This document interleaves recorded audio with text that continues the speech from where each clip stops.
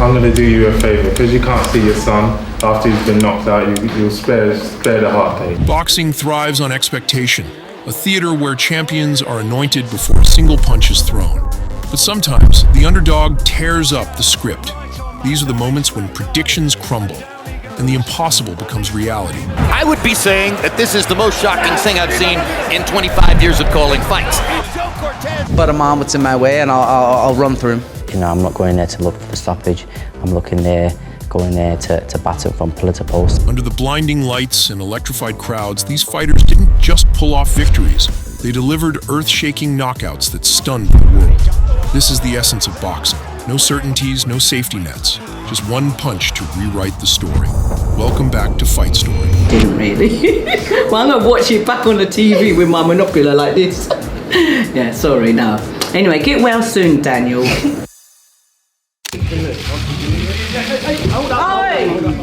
At London's historic church house, Daniel Dubois, the minus 335 favorite, hailed as the next big thing in British heavyweight boxing, faced off against Joyce, a plus 240 underdog with a chin seemingly carved from granite.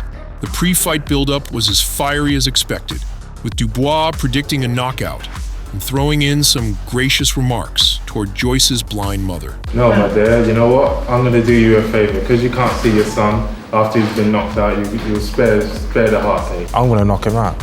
There's no two ways about it. I'm going to knock him out. I'm going to seal the deal with a convincing, devastating knockout and just, you know, just justify my being one of the leading prospects in the world. When the opening bell rang, Joyce stuck to his bread and butter, a piston-like jab that relentlessly punished Dubois' left eye. Daniel Dubois' face is definitely starting to mark up a bit. Dubois landed some heavy shots of his own, but Joyce, unflinching and methodical, pressed forward with the composure of a wrecking ball. Meanwhile, Dubois' eye ballooned grotesquely, a glaring target that Joyce exploited with unerring precision. By the 10th round, Dubois had reached his breaking point. After yet another perfectly placed jab smashed into his swollen eye, he took a knee and stayed down as the referee counted him out. Joyce was crowned the victor in one of the most shocking upsets in recent heavyweight history. The irony was thick enough to cut with a knife. The same Dubois who mocked Joyce's blind mother now found himself bowing out, unable to see past a devastating eye injury. In boxing, poetic justice doesn't always come with a knockout. It can come with a jab. Message to you, Dandelion Dubois. Dubois is now. You was flattened. No, you quit. You quit. I saw you quit. Well, actually, I didn't really. Well, I'm gonna watch it back on the TV with my monocular like this. The super lightweight division delivered one of its most shocking upsets at Virgin Hotels Las Vegas. Ohara Davies, the negative 275 favorite, entered the ring with a point to prove. Once known for his brash trash talk, Davies took a more subdued approach, looking to impress in his first outing under Golden Boy Promotions. I'm ready. Golden Boy are the best in the business. Can I take this home with me? Across from him stood Ismael Barroso, a 40-year-old veteran, and plus 200 underdog, dismissed by many as past his prime. From the opening bell, Barroso shattered expectations. The Venezuelan southpaw stormed forward with relentless pressure, disrupting Davies' attempts to establish his jab. It didn't take long for Barroso to seize his opportunity. Midway through the opening round, he unleashed a thunderous left hand that dropped Davies hard to the canvas.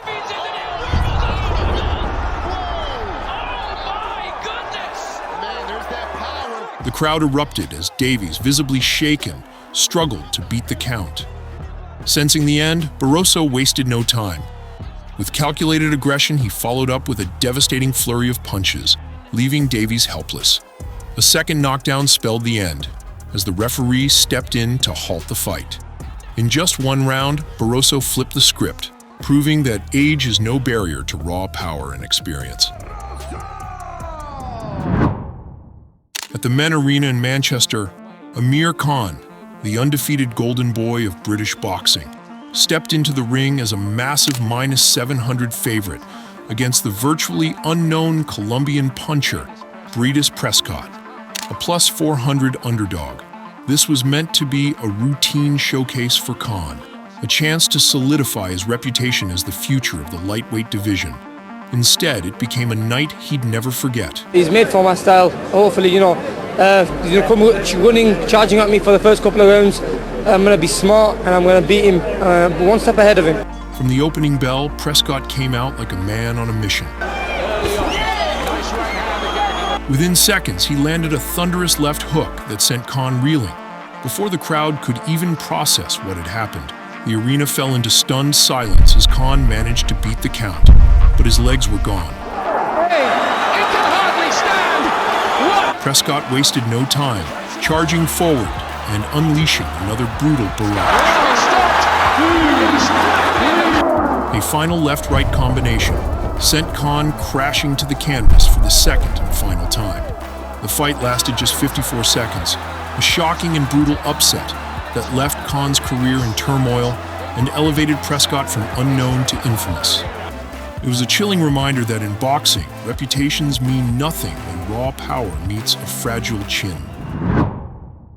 Under the lights of Chicago's UIC Pavilion, Andrzej Fonfara, the local favorite and heavy favorite, stepped into the ring brimming with confidence to face Joe Smith Jr., an unheralded construction worker from Long Island. Fonfara, riding the momentum of a victory over Nathan Cleverly and a spirited performance against Adonis Stevenson, was expected to breeze past the virtually unknown Smith.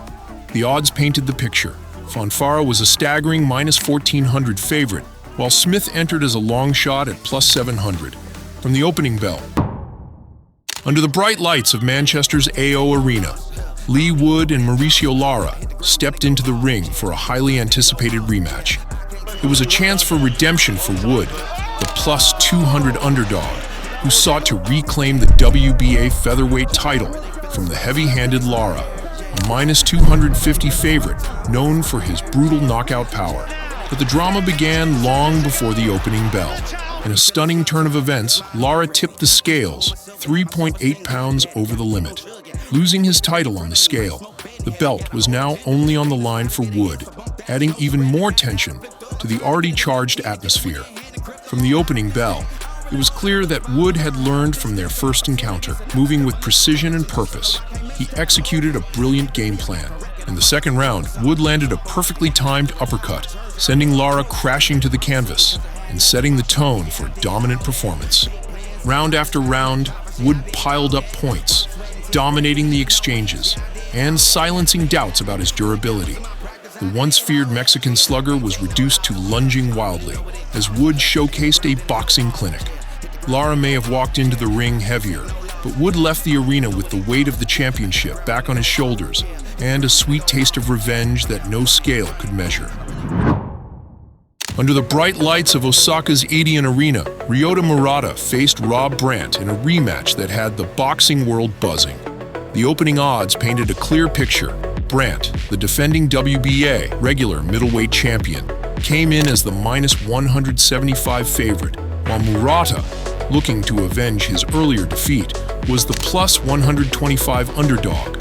For Murata, this was not just about a belt.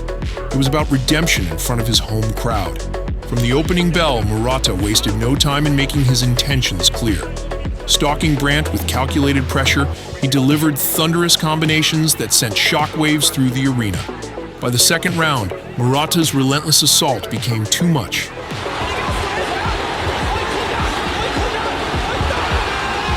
A vicious right hand left Brant reeling, and Murata smelled blood. With precision and power, he unleashed a flurry of punches that forced the referee to step in and wave off the fight. The Osaka crowd erupted as Murata reclaimed the WBA title in emphatic fashion, silencing doubters and flipping the odds. In a night of redemption, Murata proved that sometimes the underdog bites back hard. Jordan's a good opponent, a very skillful, talented kid. But a man what's in my way, and I'll run through him. Under the bright lights of Belfast's SSE Arena, the hometown favorite Michael Conlan stepped into the ring with the weight of expectation on his shoulders. A decorated Olympian and slick technician, Conlan was the overwhelming -650 favorite, expected to deliver a showcase performance in front of his adoring fans. Across from him stood Gill, a plus 425 underdog, who many believed was there merely to play the role of spoiler. But Gill had other plans. From the opening bell, Gill made it clear he wasn't interested in being anyone's stepping stone. While Conlan looked to dictate the pace with his jab and footwork, Gill stalked him with intent. In the second round, Gill unleashed a left hand that landed flush, sending Conlan sprawling to the canvas. The crowd, buzzing with confidence moments earlier, fell silent. Conlan, ever the warrior, beat the count and tried to regroup, but Gill smelled blood. Round after round, the Englishman pressed forward, landing clean shots and refusing to let Conlan find his rhythm. But it's been a good round for Gill so far. Oh, good right hand. By the seventh, it was all unraveling for the favorite. Gill pinned Conlan against the ropes and unleashed a relentless barrage of punches. With Conlan unable to defend himself, the referee stepped in, waving off the fight. The SSE arena, once deafening with cheers, was left in stunned disbelief. Jordan Gill had come to Belfast as the underdog, but he left as the man who silenced the doubters and humbled a favorite on his home turf. On a cool night in Atlantic City at the Hard Rock Hotel and Casino, Sergey the Crusher Kovalev, the formidable minus 600 favorite, entered the ring to defend his WBO light heavyweight title. Across from him stood Eleider Alvarez, a plus 450 underdog, determined to seize the opportunity of a lifetime. Kovalev was on a mission to remind the boxing world of his dominance, but Alvarez had no plans to play the role of an extra in this blockbuster. From the opening bell, Kovalev dictated the pace, utilizing his piston-like jab and powerful combinations to control the action. Alvarez, however, remained composed, absorbing Kovalev's power shots while quietly biding his time.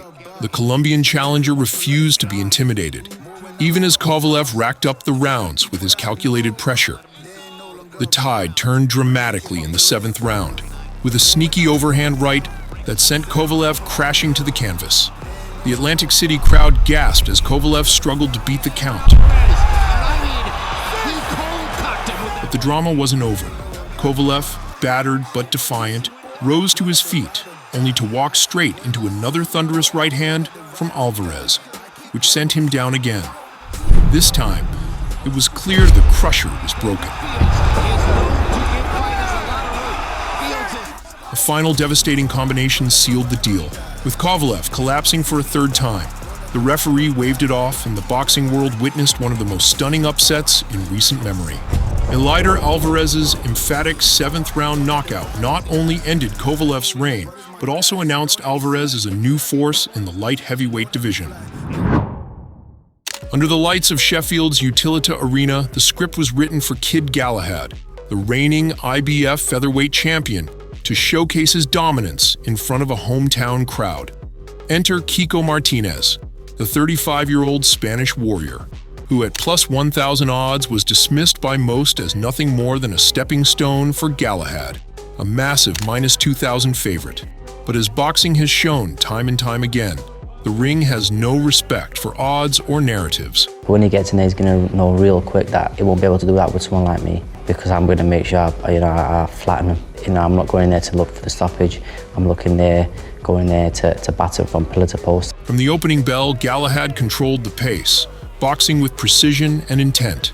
His jab was sharp, his movement crisp, and it seemed as though the fight was heading toward a predictable conclusion. Martinez, however, had other plans. Then, in the fifth round, the arena fell silent. In the closing seconds, Martinez uncorked a thunderous right hand that detonated on Galahad's chin, sending him crashing to the canvas. The champion beat the count, but as he stumbled back to his corner, the writing was on the wall. When the sixth round began, it took just one more devastating right hand from Martinez to end the fight. Galahad crumpled to the canvas, and the referee waved it off before the Sheffield crowd could even process what had happened. A stunned silence hung over the arena, broken only by the jubilant cheers of Martinez's corner. With the knockout victory, Kiko Martinez became a two-weight world champion, proving that even at 35 years old, he still had dynamite in his hands. Under the glittering lights of the MGM Grand in Las Vegas, the boxing world witnessed a shocking turn of events that no one saw coming. James Kirkland, the undefeated knockout artist, with a fearsome reputation, stepped into the ring as the overwhelming favorite against Japan's Nobuhiro Ishida. The odds? A lopsided minus 3,000 for Kirkland, while Ishida was dismissed as a plus 1,200 long shot, a mere stepping stone in Kirkland's path to glory. From the opening bell, the script took a wild detour. Ishida, known more for his durability than his punching power, came out with an unrelenting determination. Less than a minute into the fight, Ishida connected with a crisp right hand that stunned Kirkland, sending him to the canvas. The crowd gasped in disbelief, but surely this was a fluke, or so they thought. Moments later, Ishida struck again with a perfectly timed left hook that floored Kirkland for the second time. As Kirkland rose, dazed and unsteady, the atmosphere shifted from shock to awe. The final blow came when Ishida unleashed another sharp combination, dropping Kirkland for the third time in the opening round. The referee had seen enough, waving off the fight at just 1 minute, 52 seconds of the first round. In a fight where Kirkland was expected to bulldoze his opponent, Ishida delivered a masterclass in timing and composure, pulling off one of the most improbable upsets in recent memory. I would be saying that this is the most shocking thing I've seen in 25 years of calling fights. It's like what they call a flash knockdown. It wasn't that I was hurt or anything like that. Flash knockdown, referee ended up making a call or whatever. But, I got to accept the decision,